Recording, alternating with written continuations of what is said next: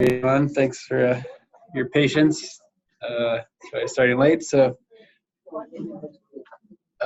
today the topic is, we're talked all the time about how to everything you need to get data. So basically, the theme of today is what to do with that data.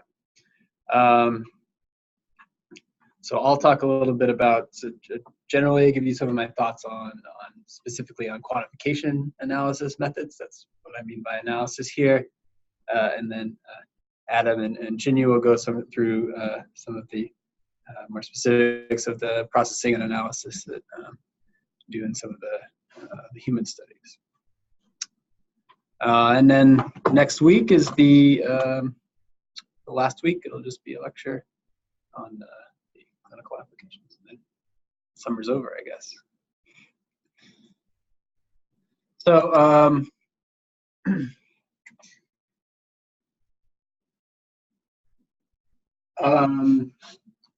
so you get some data. There's a number of things you can do with that data. A lot of what I've done is kinetic modeling. I'll dig into some of the specifics of what you can do there, and also other alternative parameterizations. Sort of area under curve or AUC methods are very useful in a lot of circumstances as well. And they don't have maybe some of these issues that I'll go through a little bit of, like fitting algorithms themselves. Right? How do you implement these in a reasonably robust way? And I'll show some pictures like this or similar of if we're going to do some model, like what is that model? I'm going to use pyruvate to lactate as an example here, but I think this can be pretty well generalized to other probes. And one thing I'll touch on a bit is since you're doing like this bolus injection with fast imaging, I think it's reasonable to expect that a lot of, at least your substrate is vascular. So I think that is an important consideration and affects our data a bit. And then in here, I'm dividing the sample or subject up into imaging voxel as well. So,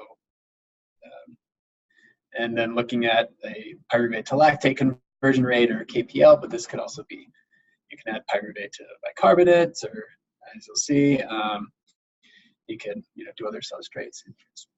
So this is kind of a pretty typical simple model.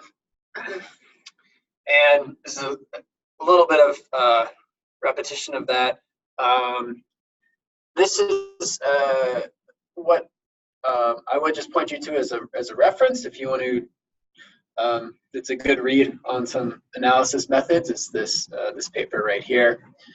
And so they looked at AUC ratio, a few things like lactate to pyruvate ratio, or width, or even kinetic models. And also they sort of advocated a time to peak, because actually that gets changed a little bit, changed by KPL as well. I realized I didn't include that in here. When I looked at time to peak for typical KPLs that I'm used to, so 0.05, something around there, and typical SNRs that I'm used to, which are not good, time to peak is not very good, at least in the simulations, but in other situations it might be okay.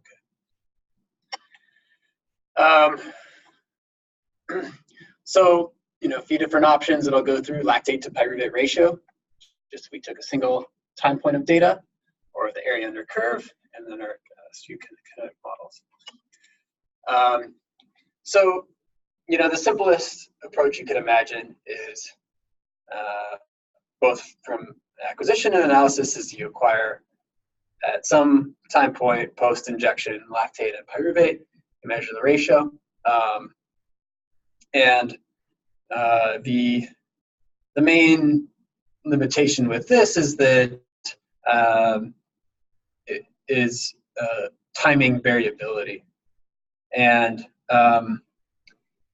if you're in a very reproducible system, if you feel like you could get the injection done in the same amount of time at the same rate every time, things like that, then I think this method could work. Also, if for in vivo studies, if you don't expect any differences in, say, cardiac function, right? You could expect that since we're acquiring data very close to, perfusion throughout the body, and it's that initial how fast it's actually getting out the tissues is going to be very much driven by cardiac function, different heart rates, different blood flows, and you notice this in people a lot, that tends to vary a lot. But in animal models, for example, maybe that the same mouse at the same age is going to be very, very similar.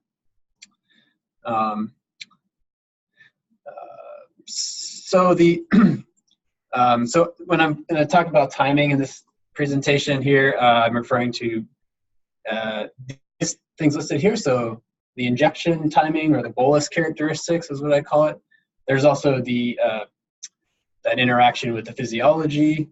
So probably mostly cardiac function or cardiovascular function. And then, of course, another time is when you're actually acquiring the data. And so because of some of these, getting the timing reproducible and right, a very popular and I think very powerful method is the sort of class of area under curve methods that's well studied in this paper here. And this is very appealing. So basically what you're doing is you're now acquiring a dynamic experiment of data. You're summing all the data together for, in this case, lactate. You're summing all your data together for pyruvate, and you're making this area under curve ratio of lactate to the area under curve ratio of pyruvate. And what is just very elegant about this paper is they went through some Laplace transforms and a kinetic model like this, and showed that, well, actually, these ratios under a few of the right conditions are proportional to the what we often call the forward conversion rate, pyruvate to lactate, divided by what we often call the back reaction. I think that's sort of a specific to hyperpolarized term. But this back reaction, we're always thinking of lactate to pyruvate. And then RL here is the, you can kind of see in this cartoon, that's the relaxation rate. That's the rate that lactate decays. There's a few, the original derivation assumes that you would capture the entire dynamics. So you start acquiring data before any signal appears, you acquire it till your signal is gone. Nothing changing about the flip angles. And then in this case, it doesn't matter whether you inject, say, fast or slow or variable. It doesn't matter. This relationship still holds.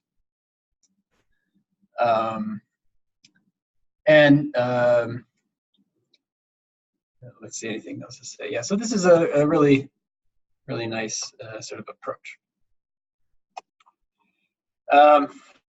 So this is definitely is going to work best if you are acquiring your data sort of before you're injecting or before you're seeing signal, or if you have very consistent acquisition and bolus timing, your delay. You can acquire data starting at a later time, but sort of at a consistent time. And then this works well with what I'll call constant in time flip angles. When you go to variable flip angles, which is what this simulation is showing, the AUC ratio does become problematic. So we have a few conditions under where you want to be very cautious about using AUC ratio. First, you saw in that equation that there's lactate T1 in the denominator. So if you expect any change in the relaxation rate of your product due to environment, then you wouldn't want to. This is kind of an interesting question. If you start when there's already magnetization and you do something a little bit, we often try to be a little clever with our flip angles. We do maybe a metabolite specific, so different flips for pyruvate lactate, or we do a variable flip angle. Then we have to be really, you need this sort of reproducible timing to be able to use the AUC ratio.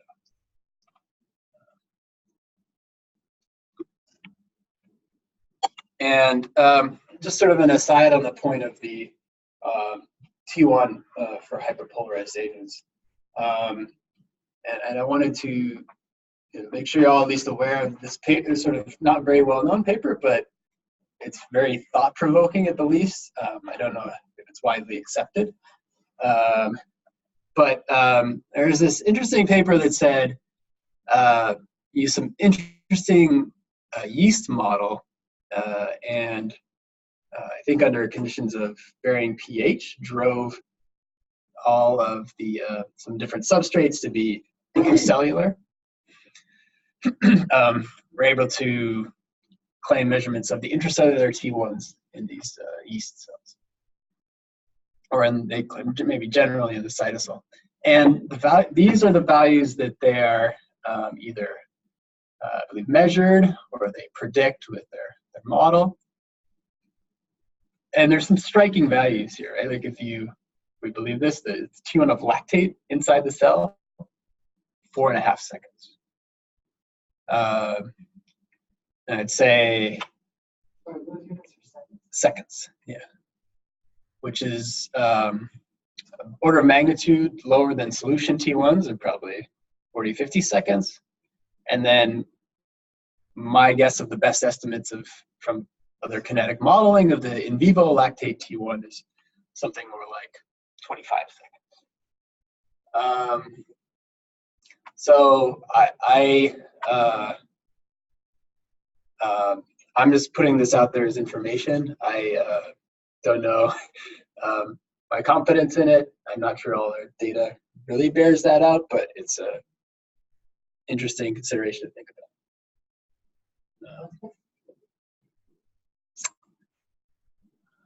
I can't remember. I want to say maybe it was 9.4. But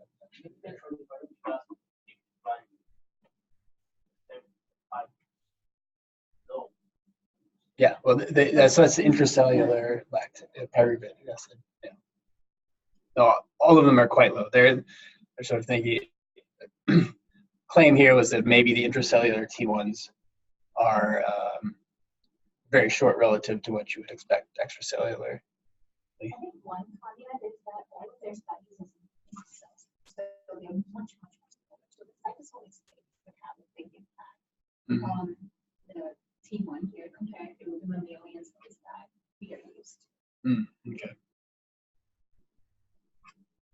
I don't think we've seen a lot of data that is consistent with this, right? In the extracellular separation experiments or other things. Yeah, but they're all on the order of, let's say, a 10 micron diameter versus this is probably like 1 micron in diameter. So the T1 could be, just because of the viscosity in this cytosol, could be a factor. So, yeah, that makes sense.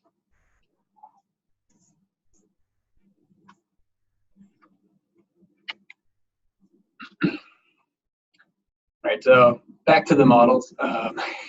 So I'm going to show a bunch of stuff where, something I advocate is to use simulations in some form to try to evaluate models, because oftentimes we don't have ground truth data. It's obviously hard to come by, and at least you can run a lot of experiments that say is one model or fitting where you expect it to be more accurate than another.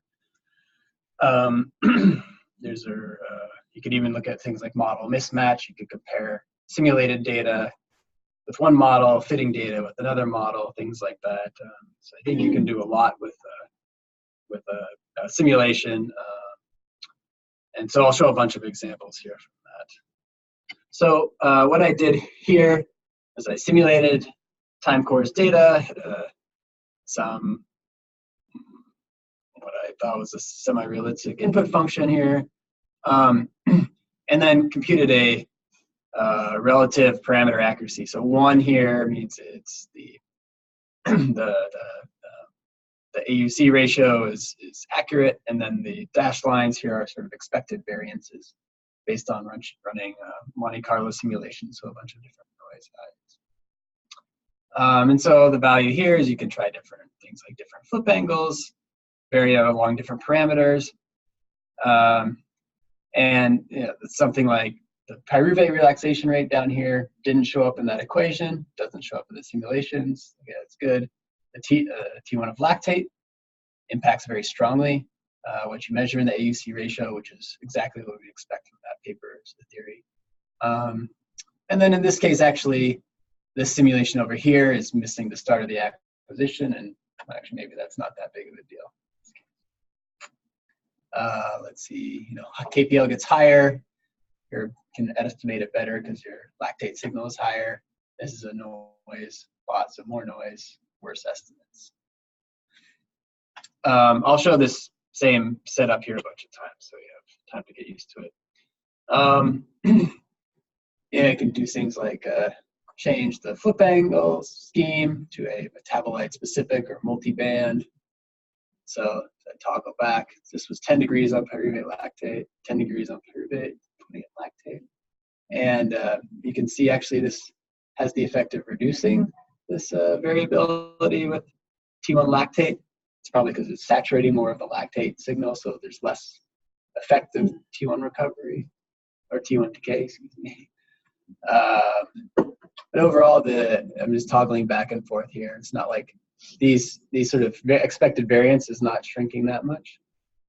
But then if we go to a variable flip angle, then we do see here that the variances are shrinking.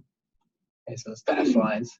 So we do expect the variable flip angle to give us a little bit better estimates of KPL, but the variable flip angle then introduces other problems, and that if there's the bolus characteristics change, so how long the bolus is when it starts relative to the acquisition, changes the AUC ratio quite a bit. And now even the pyruvate relaxation rate becomes a factor in this scheme.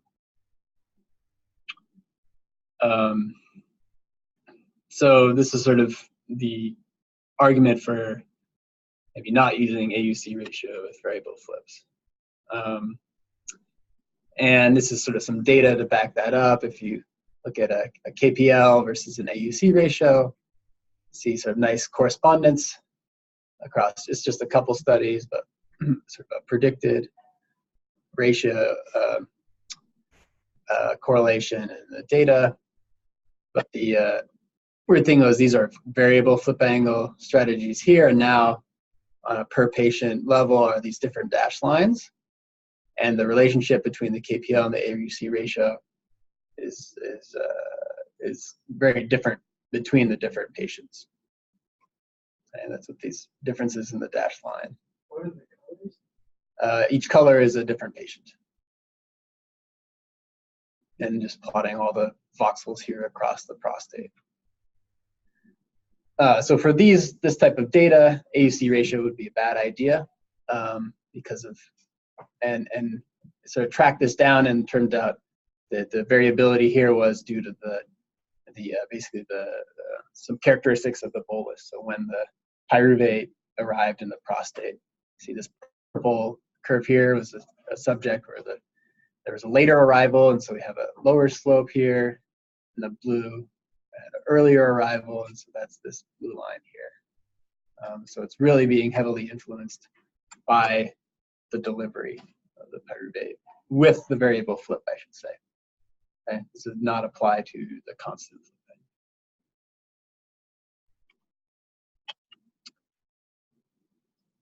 flipping.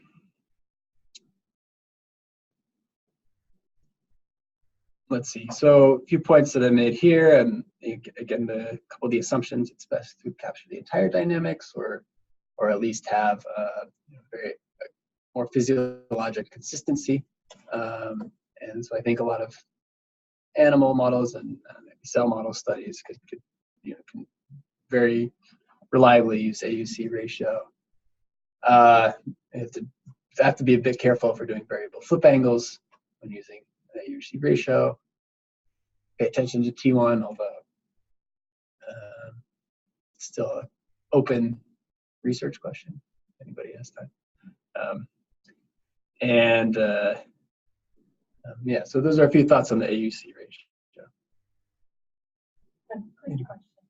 So this then also applies to the modeling that you're using, that you showed in the first slide, where you have like a single compartment, or does it apply to any kind of like the two compartment or a three compartment, or the input layers? So this applies to, yeah, good question. So I think that basically applies to this type of model where you're saying the pyruvate in the voxel can become lactate in that voxel. Doesn't matter how pyruvate gets there. And you can also add in, this does apply if you add in sort of other, sort of definitely for unidirectional, so you could add pyruvate to alanine here. That just looks like another decay of pyruvate, which doesn't come into play in the ratio, so I believe. And if you have no back reactions, you can make it multi-sited that way, like pyruvate to lactate alanine bicarbonate. Some of the models show later of like a perfused voxel that kind of might mess it up. Any other questions? Yeah. And so if you use like an inputless mode, and you have a variable flip only on the pyruvate and not on the lactate, like you have a 10 or 15 position only for the lactate, then how would that impact the key? Is it still then? I think that would, so you're saying variable flip just on the pyruvate, but not on the lactate. How would that affect the inputless KPL? I think it would be fine. But that's sort of a good segue because that's what I was going to talk about.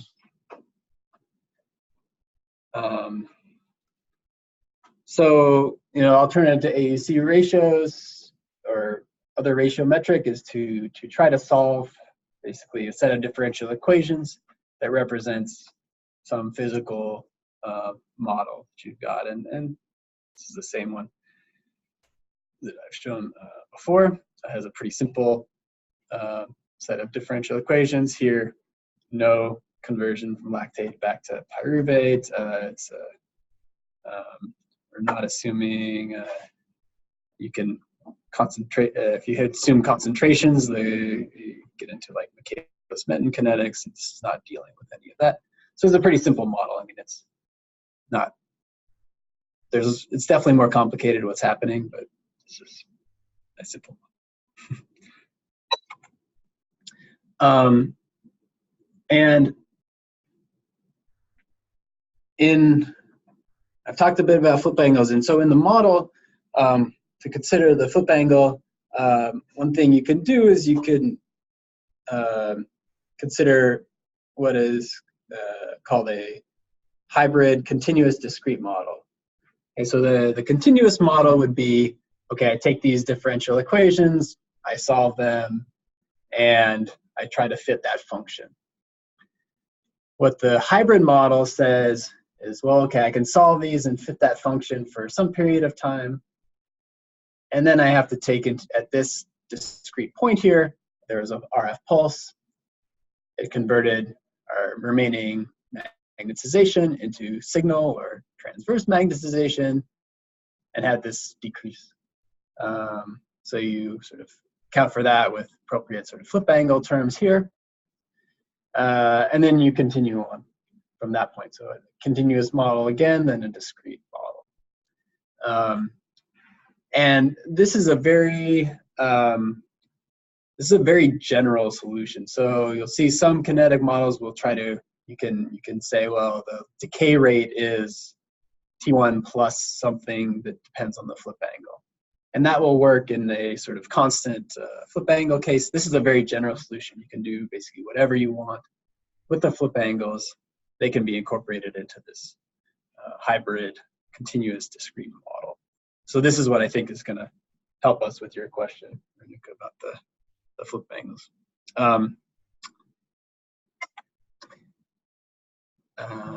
So in fact, I'll show first a model here that actually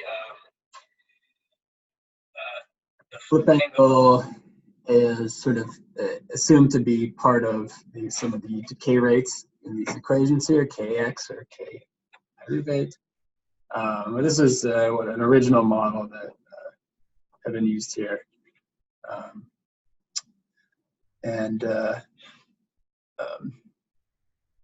And so one way you can start to solve these models is you can say, okay, what's the shape of this input function here? This one makes this simple assumption that it's a boxcar function, so it's constant for some period of time. That's what these equations are basically saying here, and then you can actually solve the differential equations very explicitly and have these explicit set of functions that you fit to. Now, anytime you add, now you have to fit a couple things, right? You certainly have to fit what you want, KPL, but then you have to some way determine, okay, well, I have 3 parameters here. I have the injection rate, I have my arrival time, and my end time of this boxcar input. Okay, so you can add those as fitting parameters. You can estimate them based on your experiment or your past experiments, but they have to be, it has to be taken care has to be taken, excuse me, to do that. And then a couple of typical assumptions you have to make. I guess notice I don't show any KLP back reaction, and often we'll actually fix the T1 values as well, based on sort of a good guess. And you can do something kind of similar. You could assume this input function is a gamma variate shape as well. Then you kind of have a similar thing of an arrival, an end time, and about 3 parameters to characterize that function. So, and you can take these types of solutions here, you can put them as the continuous part in the discrete model. And a little bit in the same flavor, you can also try to estimate this input function from some vascular voxels. So, you know, this is a TRAMP prostate tumor here. You could either in this slice or a different slice, you could put some voxels around the vessels here and estimate what the input functions are here. And that's what these 3 lines here are trying to estimate what this U of t input function is from the data, and then put that into the model.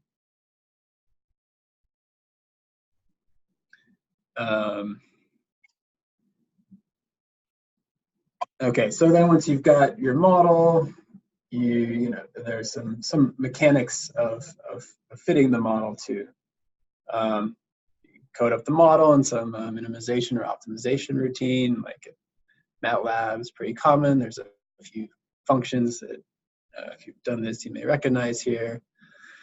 And there's a few other options here and things to consider. One is there's options for like constraint fitting. I think this is in many cases very reasonable to do. Right? We can physically expect something like this. The T1 value of our compounds should not be larger than a T1 in solution. That should be likely the longest physical T1 you can imagine, and something that, you know, just makes sense for your experiment. Or, you know, you only inject it for a certain amount of time. You know, you inject over 10 seconds, therefore, if you're estimating some time of the bolus, it shouldn't be more than, maybe it gets spread out a little bit by the body, but it shouldn't be more than 20 seconds or something. But a big issue they run into a lot is that these are not typically non-convex problems. So when you fit these models, there's always some sort of initial guess. And often the result of your fitting depends a lot on what that initial guess is. And the more unstable your model is, so the more parameters you have, or the more the parameters are sort of coupled, the worse this problem is. So you try to do things like maybe generate initial guesses, either from previous experiments. You can try a simpler model and then a more complex model, something like that. But these are, or, you know, here's some other ideas you could even take, you know, fit a neighboring voxel that has high SNR, use that to guess what the value, at least your initial conditions might be in your next voxel, or same thing, that could be the same, you know, within experiments, across experiments too as well.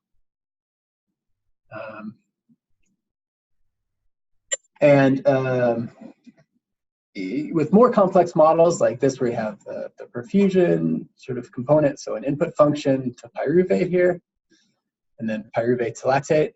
Another way, sort of in the mechanics, you can do this is actually separate out these as to two different fitting problems here. Sort of try to fit some perfusion submodel, then try to fit what I call here a conversion submodel here. And it just may make it easier for the fitting method to get less confused, or if it has a fewer number of parameters to fit, you're just reducing the dimensionality.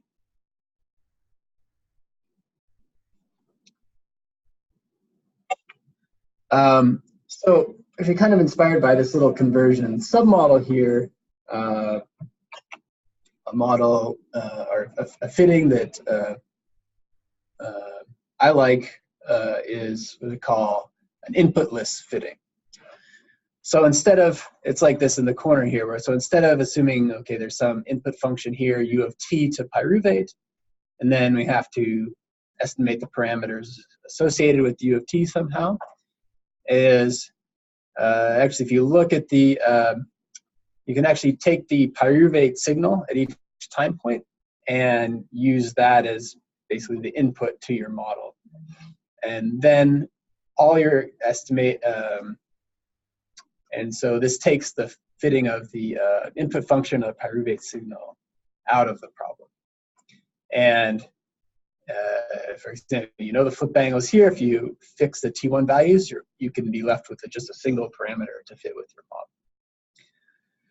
model. So that has, I think, some advantages and simplicity, and then you're not susceptible to any errors maybe that are made in the bolus estimate.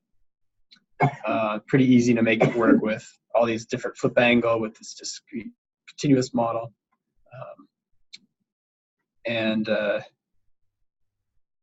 Yeah, you can go through this and kind of solve at each time point for what you expect. I think the cons are possibly that if you do have a really good estimate of that input shape or have some good idea there, we're kind of throwing out that information. So it's that information could help a little bit, especially maybe if your pyruvate signal is low.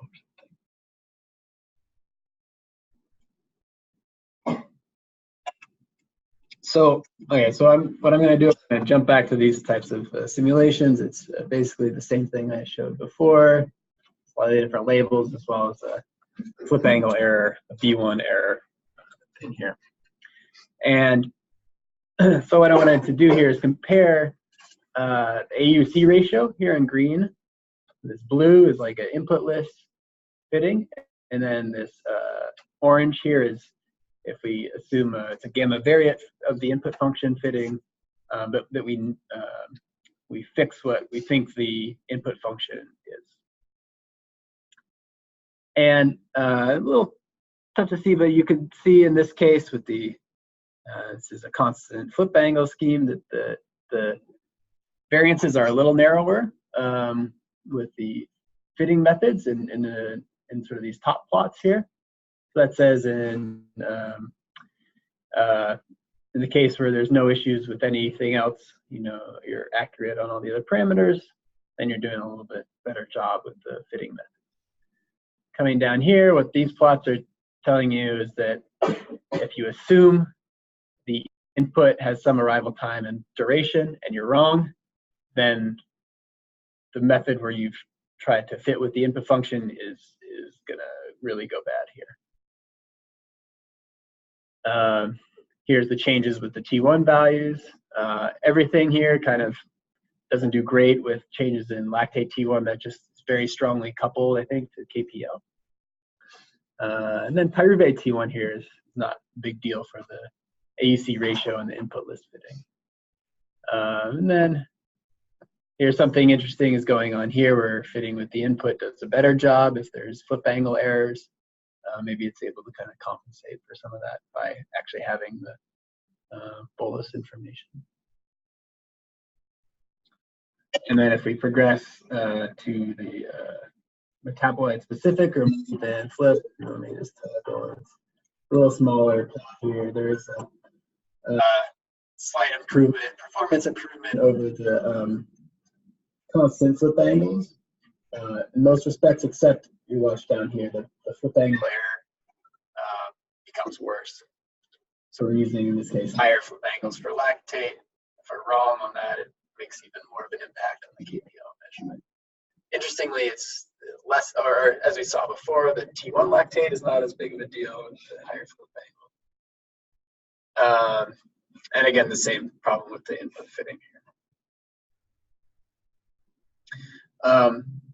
But one of the points here is that this input list KPL sort of across the board here is very, very similar to the AUC ratio. Maybe slightly, expect slightly better accuracy, but it's very similar. It's basically just as robust to all these different parameters that can vary during our experiment as the AUC ratio is. We'll come back to that later. And then this is a case I showed before of some variable flip angles where now the green here, the AUC ratio, now starts to break down in this case. And then the remaining standing technique that's sort of alive with the variations in the bolus delivery and the pyruvate T1 is the input list fitting, because it really doesn't, just uses the pyruvate data. It doesn't really itself, it doesn't care what the input shape was.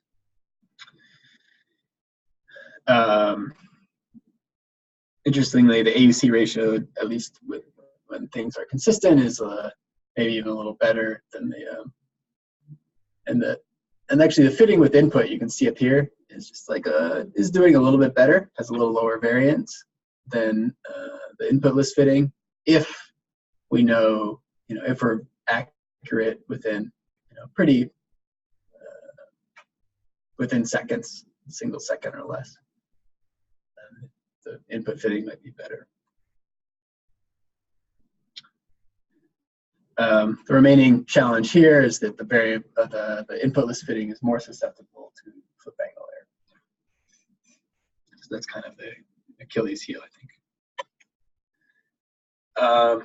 Couple more things. You can, if you fit with the input, well, you can fix the bolus parameters. You can fit them, and some subtle differences there. And actually look at some of the data.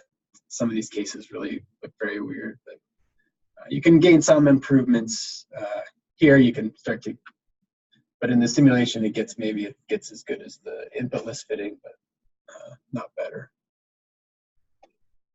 And then you can add T1 fitting. Coming back to that point, and it really increases the variances that you see. So all the wider dashed lines are all when I try to fit T1 in the simulation, and just adds a lot of expected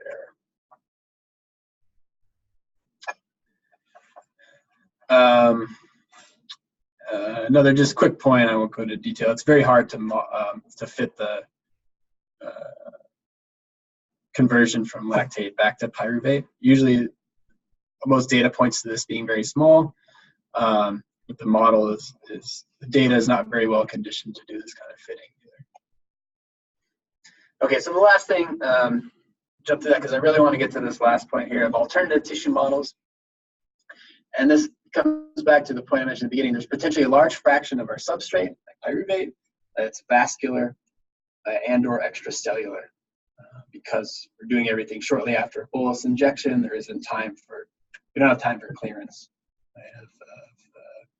of our agent, or sort of full uptake into cells. So this is this paper here introduced a couple alternative models. This is what we've been talking about before, is basically A here. B here is what calling a perfused model, where you say this box here represents your imaging voxel, and you actually assume within your imaging voxel, now some fraction of the signal in your imaging voxel is from vessels. And then some of that is going out into the extravascular space, converting to lactate. And they have all the terms in here for going back and forth. And they set a bunch of these to be 0, but they're all in the picture. And then this is sort of maybe even a more biologically relevant, called it the full model here. I don't know if that's never completely full, I think, but in your voxel, you have a vessel, you have an extravascular, extracellular space, and then you have an intracellular space as well. The thing that's hard is to figure out, well, which is more appropriate, because you add more parameters to your model, your data is going to be fit better, which is going to look nicer. But does that mean you've actually done a better job at estimating parameters? So they use this clever idea called Kaike information criteria, or there's also Bayes information criteria, which attempt to balance the quality of the fit, so how accurately, like your data, the dots here, match the fit, solid line, with how many parameters you've allowed to do this fitting with.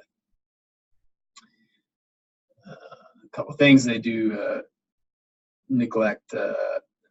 They basically vascular to pyruvate and then to lactate and then stops, or vascular to pyruvate to indocell to lactate and stops, and a bunch of these backward.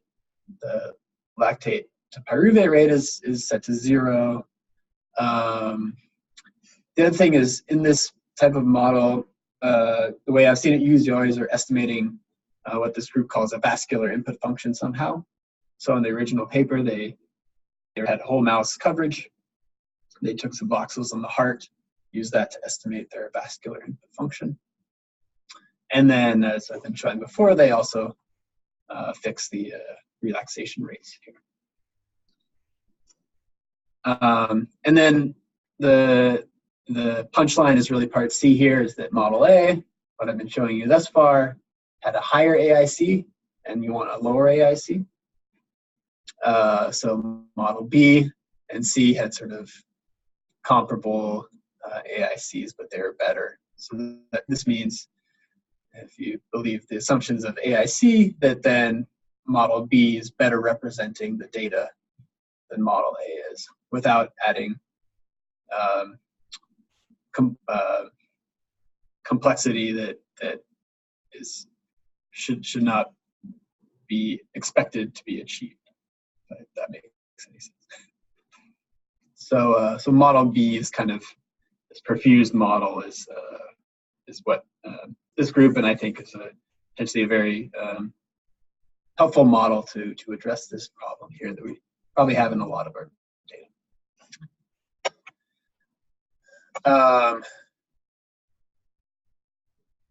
Any questions on this one? I kind of went through that fast.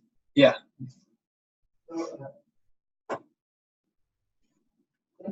In your modeling, is it assumed that only pyruvate is coming in through the blood vasculature? And then since these conversions are happening throughout the body, let's say you're doing this in the costing, do you have any idea how bad an approximation that is? So if I can rephrase the point you're bringing up, is that we could actually have lactate, say, being generated elsewhere in the body, going into the bloodstream, and then being taken up by other tissues. Yeah. It is an option here in Model B. It's not actually considered in Model B. And that's a good question. I don't know what the size of that effect is. Does anybody else here have thoughts on that? I think it gets more pronounced depending on the origin that you're looking at. I think in kidney, the decirculating lactate, because it gets concentrated, it's a big these things.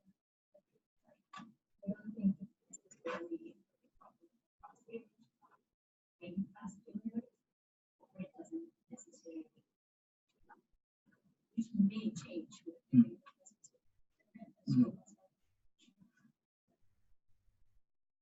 That makes sense.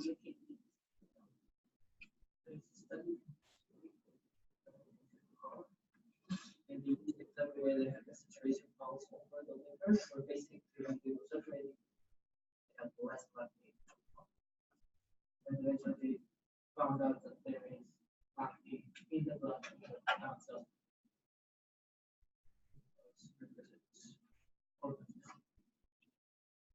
It seems like that's saying that the blood to the heart.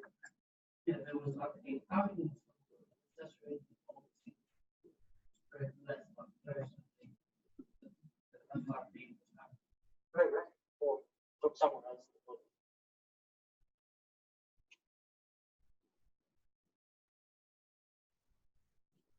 Sounds like yes is the answer. Could be a problem. I mean, it'd be interesting to, I guess, like you're saying, there is a part of this,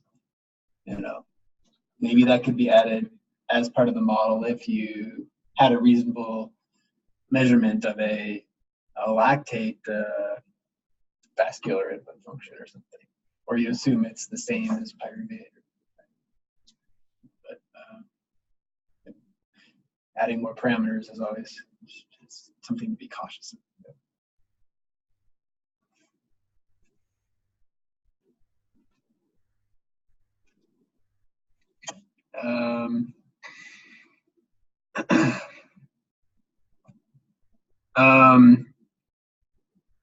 A couple other things that have come up. So, and I've been focusing really on this single conversion.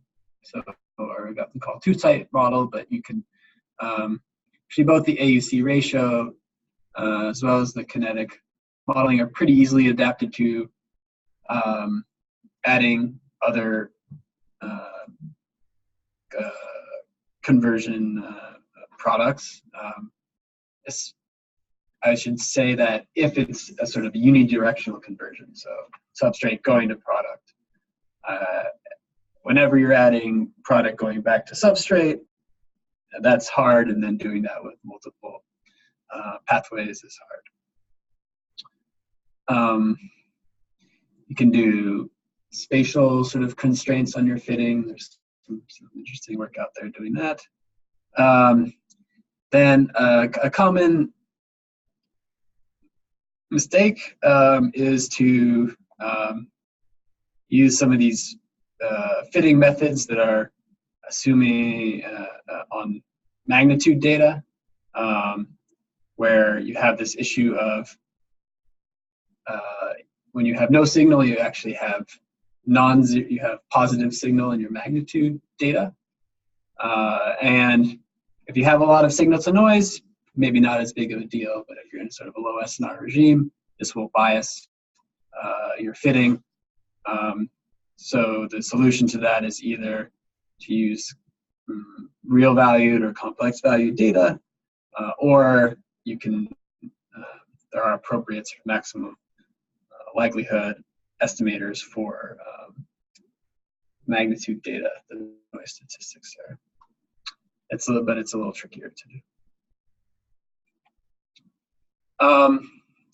And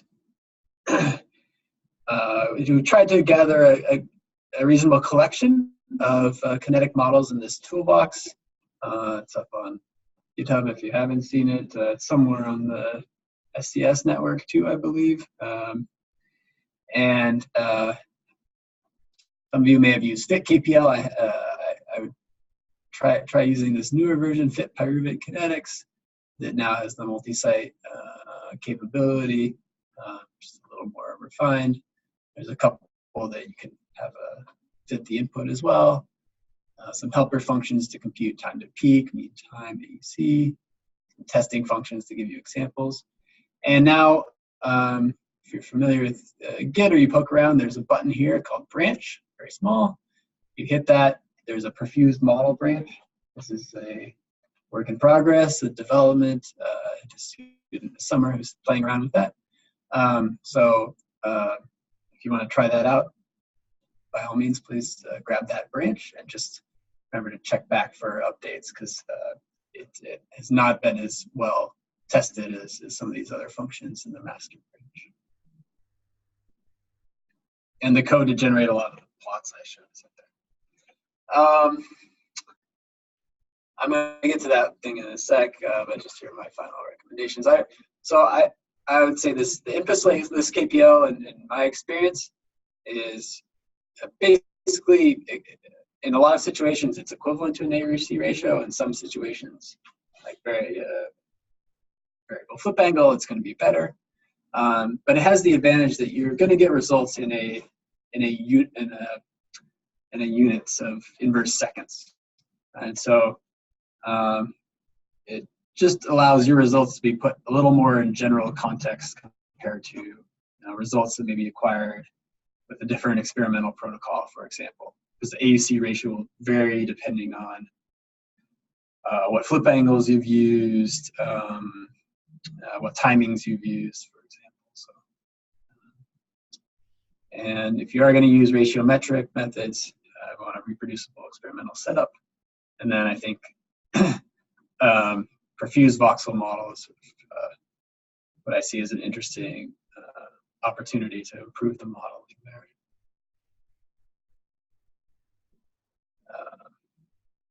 Any questions on this?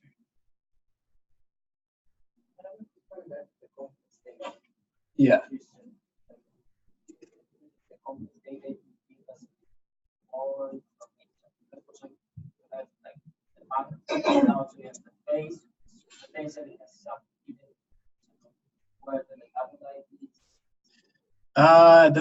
So I guess maybe I should have clarified that more accurately. Should have said probably real data. So I'm assuming phased real data. The actual phase or the imaginary part of it, I don't know what to do with that. I don't know how that helps, but there could be something in there. I don't know, it's been looked at very much.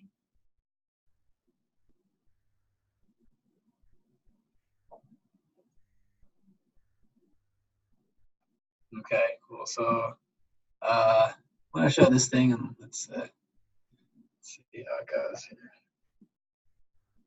Tell me if, yeah, okay. So this is actually Jeremy's demo here. And this is this interesting thing I came across, this project called MyBinder, where they actually host Jupyter notebooks for you. So this is totally running on their servers, not on my machine at all. Actually, if you guys want to try it out, I can send it out to the Slack channel so you can try it out after this. So under Recon EPI demo, we have this good demo. So use Jupyter notebooks. Hopefully that's kind of familiar. Some description of that. And then this demo here goes through actually sort of a full processing pipeline here. So it's just going to initialize the toolbox here, loaded these packages. It's much faster on their servers than it is on my computer, which is kind of nice. Then it's going to just spit out some information about the modes this data. And then here's the data from an individual channel and an individual time point, individual slice here. Okay. Just to prove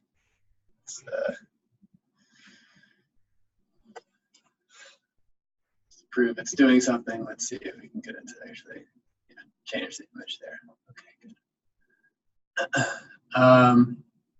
then it compute this something specific for multi-channel data. It's this pre-whitening coil combination method. I'll let you look through some more on it. But then here's how to combine the data, get some pyruvate lactate images. You can display them here. And so here, pyruvate lactate bicarbonate is what we have here. What I wanted to show a little more here is that here's some demo example of using this fit pyruvate kinetics fitting function. So it sets up, so if you want to play with this, it sets up some of the structures here, sets up estimated, or it actually fixes these values, and initial estimates for KPL and KPB. And then if I run through this, oh, I just forgot to do something.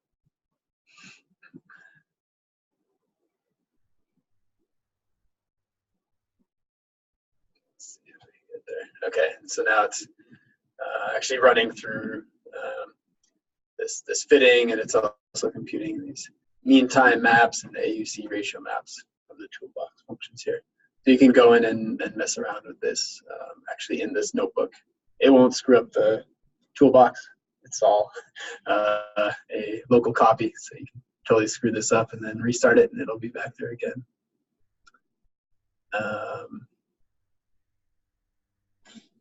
Yeah, so I'll send this around to the serve, so you guys can play around with that. And that'll probably hand it over to Adam to talk a little bit more about this data.